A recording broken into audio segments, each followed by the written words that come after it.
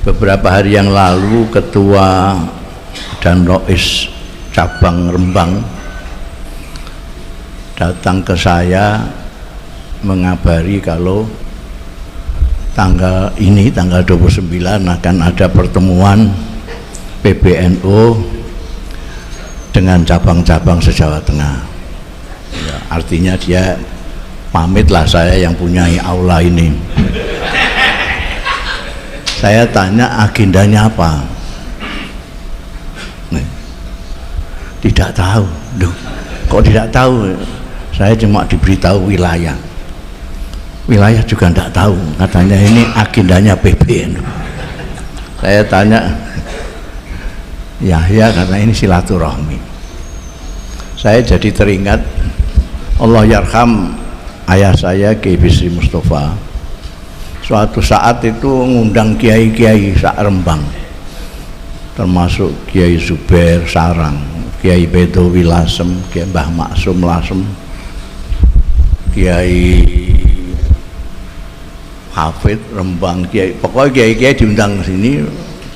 Dan yang undang santri disuruh bilang ada acara penting sekali. Jadi mereka datang semua kiai-kiai itu karena acara penting. Nah, ya saya itu senangannya mayoran, makan bersama-sama kiai atau bersama orang-orang melarat itu ayah saya senangnya.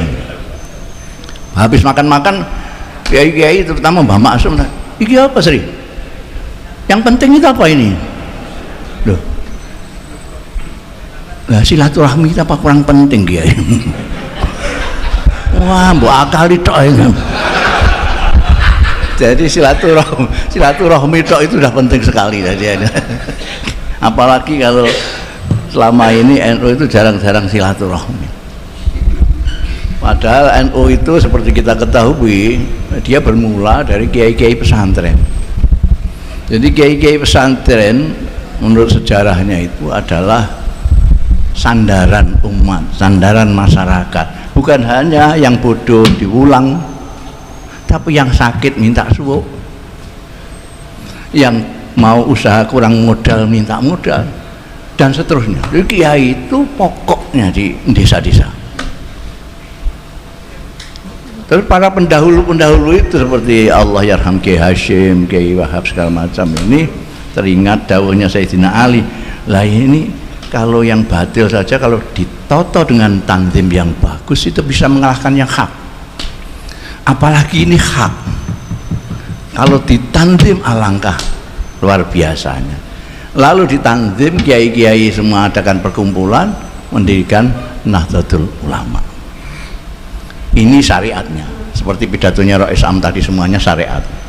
Karena saya lebih tua di sini paling tua, saya akan bicara hakikat.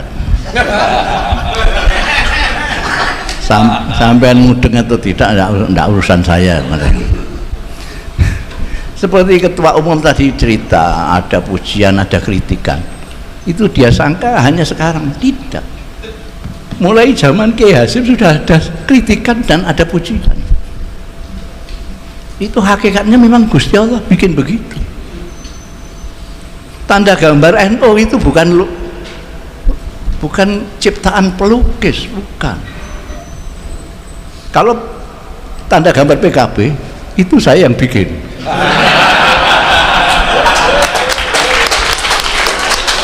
Karena kakak saya itu semangat dulu bikin PKB dengan Kiai Demian. Saya adiknya diperintah untuk gambar, wis iso gambarin. Saya niru NU sidik-sidik gitu aja. Tapi Nahdlatul Ulama yang gambar jagat tadi itu, yang ditafsirkan oleh Rois Am seperti tadi itu, peradaban dunia sak piturute itu, betulnya tidak ada pikiran gitu-gitu. Kiai Ridwan itu ngipi gitu aja. Ngipi ada gambar seperti itu. Lah sekarang orang tidak tahu kalau tampar tali yang mengelilingi jagat itu, buhulnya 99. Tidak ada orang yang tahu itu. Termasuk mungkin yang PB juga nggak ngitung itu. 99 bintangnya di atas sekian, di bawah sekian, itu ada artinya semua. Padahal itu mimpi. Pada waktu itu didirikan, banyak kiai-kiai pesantren yang tidak setuju, yang kritik, ini ngapain kok diginikan barang itu, kayak londo. Kalau dulu yang sing bangsa tertib-tertib kan londo. Ini bangsa kiai-kiai di serasa tertib-tertib lah pokoknya jalan itu. Pintar memang. Pada waktu itu sudah ada kritikan, pujian juga sudah ada. Kiai-kiai yang menentang juga ada, yang ikut juga ada.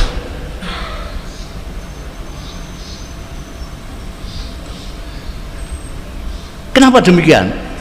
Itu sudah kersane Gusti Allah. Ini ya bicara hakikat net sini. Kersane.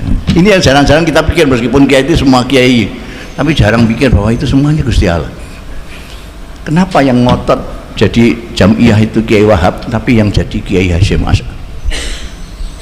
Ketuanya cuma Gipo, Haji Gipo itu. Tidak ngalim tapi bisa bahasa Belanda.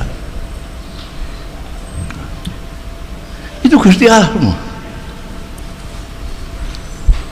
Sampai zaman Kiai Wahab sampai Kiai Bisri Samsuri, terus ke sini.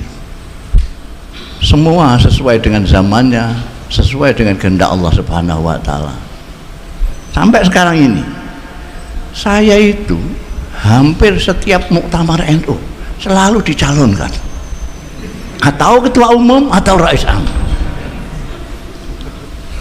Ngecek sampean. Ya. Di Lirboyo saya dicalonkan ketua umum. Di Solo itu.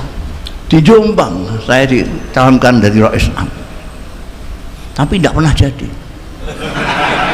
Kenapa? Karena Allah tidak menghendaki. Bicara hakikat lagi.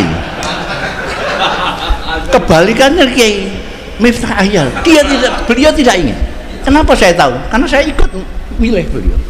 Saya termasuk halul aqdi, al-halli wal aqdi. Jadi saya tahu beliau tidak ingin. Jadi rotok kepeksa ini rais amnya. Ya, yang kepengin jadi.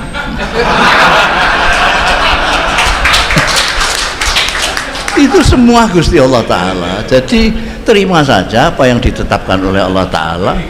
Jangan macam-macam lah neko-neko kok beratnya begini. Berat enggak berat itu ditunjuk Gusti Allah kok.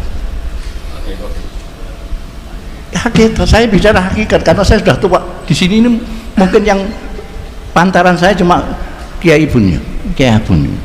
Ini di bawah saya, apalagi Rais Am, di bawah saya semua. Jadi saya bicaranya sudah hakikat sekarang itu. Jadi pada zaman yang seperti ini Allah menunjuk Kiai Miftah Ahyar dengan Yahya Al-Mustaqim. Sampeyan percaya apa enggak? Ini Gusti Allah itu maha semau gue. Apa yang bisa memimpin NU cuma Yahya? Nah, itu Saifullah juga bisa itu. Jadi wali kota aja bisa kok. Tapi dia sekarang hanya jadi kongkonane Yahya toh. Itu Gusti Allah yang musiknya, itu Gusti Allah.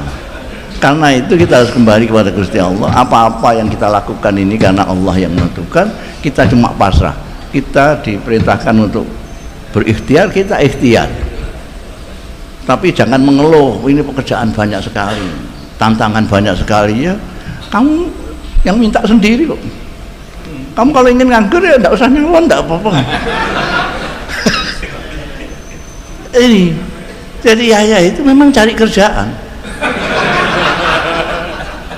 Cari kerjaan. Dia ada sifatnya yang berbeda 180 derajat dengan saya. Saya tidak suka kerjaan. Makanya saya pengangguran abadi. Paling enak jadi orang pengangguran. Enggak ada yang maido, enggak ada yang ngeritik, enggak ada yang muji juga enggak ada orang nganggur. Nah, tapi Yahya itu cari kerjaan. Sudah ngomong sama saya tahu karena dia ngomong sama saya mau cari kerjaan di NU. Dia punya ide gini. Ya silakan usahakan itu. Muga-muga kasil. Orang mau muga-muga kasil, muga-muga apa yang kamu inginkan itu bisa kamu laksanakan kerjaan itu. Nah sekarang saya ingatkan semuanya saja, tidak hanya Yahya, semuanya saja, bahwa ini kehendak Allah sesuai dengan zamannya.